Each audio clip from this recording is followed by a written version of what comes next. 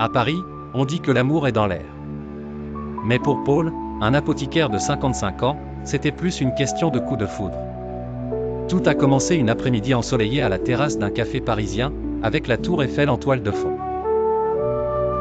Paul, sirotant un espresso et lisant un journal, était plongé dans le bruit urbain et les klaxons des taxis.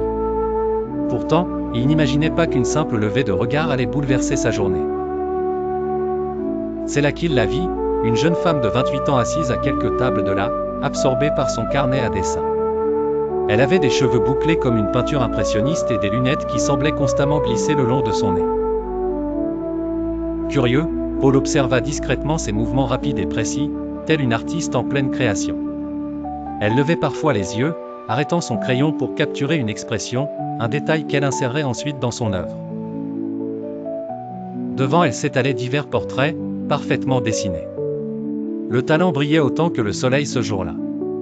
Soudain, le miracle des regards croisés. La jeune femme leva les yeux et croisa son regard. Il y eut un instant suspendu, comme si le monde autour d'eux avait décidé de s'arrêter pour permettre à l'instant de s'étirer. Paul sentit son cœur s'emballer comme un marathonien traversant la ligne d'arrivée.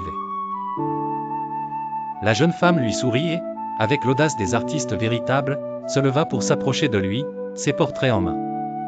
« Bonjour », dit-elle avec un sourire qui pourrait raviver les bougies délaissées depuis longtemps sur le gâteau d'anniversaire de Paul.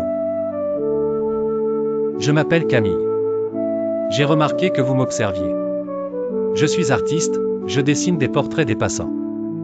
Voudriez-vous jeter un coup d'œil » Paul, pris au dépourvu mais charmé par cette approche directe, hocha la tête.